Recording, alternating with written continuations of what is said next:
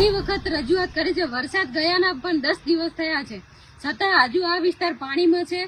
10 વર્ષથી મહિને મોટર બગડે છે.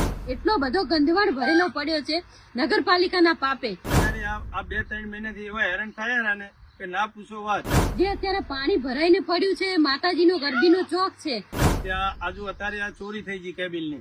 જ્યારે જોઈએ ત્યારે દિવસ ઉગે અને કંઈક નું કંઈક નગરપાલિકાના પાપે અત્યારે અહીંના સ્થાનિક લોકો ભોગવી રહ્યા છે.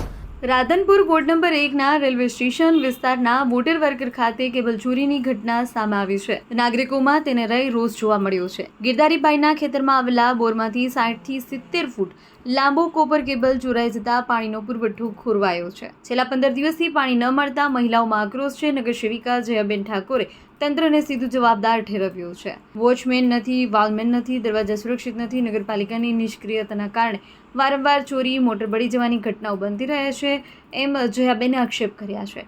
મહિલાઓએ ચેતવણી આપી છે, પાણીની વ્યવસ્થા ન થાય તો નગરપાલિકા પ્રમુખનો ઘેરાવો કરી ટેક્સના હિસાબની માંગણી કરવામાં આવશે. રાધનપુરમાં પાણીની અછતનો પ્રશ્ન ગંભીર બનતા નગરપાલિકાની કામગીરી પર ફરી એકવાર મોટું પ્રશ્નચિહ્ન ઊભું થયું. આ નગરપાલિકાનો બોર છે 1 નંબર વોર્ડની અંદર રેલવે સ્ટેશન. એમાં 10 વર્ષથી મહિને મોટર બગડે છે. કોઈ 2 મહિને મરે, મહિનામાં 2 ફેર બગડે. કોઈ અત્યારે આ 2-3 મહિનાથી એવા હેરાન થયા ને કે ના પૂછો વાત.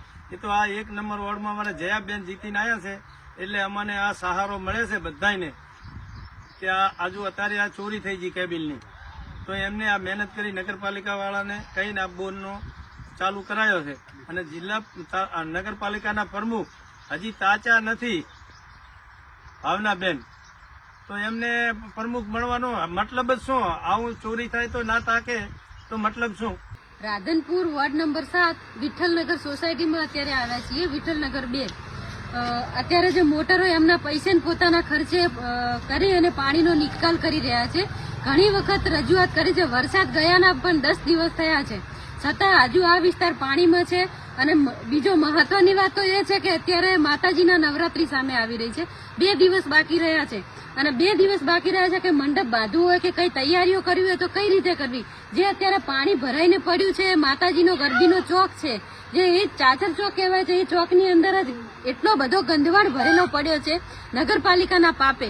નગરપાલિકામાં અનેકો વાર રજૂઆતો કરી, છતાં તંત્ર ઊંઘમાં છે. તંત્ર કોનું સાંભળતું નથી, એમને કઈ પડી નથી. આ જે વોર્ડ છે, આ વોર્ડમાંથી અહીંના સ્થાનિક લોકોએ બહુ જ મોટા ઉત્સાહ અને ઉમંગથી વોટ આપી અને નગરપાલિકા મહિલા પ્રમુખ ભાવનાબેન જોશીને પાલિકા પ્રમુખમાં બેસાડ્યા હતા કે મોટી આશા અપેક્ષા રાખી હતી કે ભાવનાબેન જોશી અમારા ત્યાંથી ચૂંટાશે અને પ્રમુખ તરીકે અમે એમને બેસાડીશું તો અમારા વિસ્તારનું કંઈક ભલું કરશે. પણ એમના વિસ્તારમાં જ આપ જોઈ શકો છો, રોજે રોજ કંઈક ની કંઈક ઘટના બને છે. કાલે પેલા બેન જો ખુલ્લી ગટરમાં પડી અને એક્સપાયર થઈ ગયા. અત્યારે પાછો આ બીજો બનાવ બન્યો અને આ ત્રીજો બનાવ અત્યારે જોઈ શકો છો કે આ પાણી કેટલું ભરેલું પડ્યું છે. જ્યારે જોઈએ ત્યારે દિવસ ઉગે અને કંઈક નું કંઈક નગરપાલિકાના પાપે અત્યારે અહીંના સ્થાનિક લોકો ભોગવી રહ્યા છે.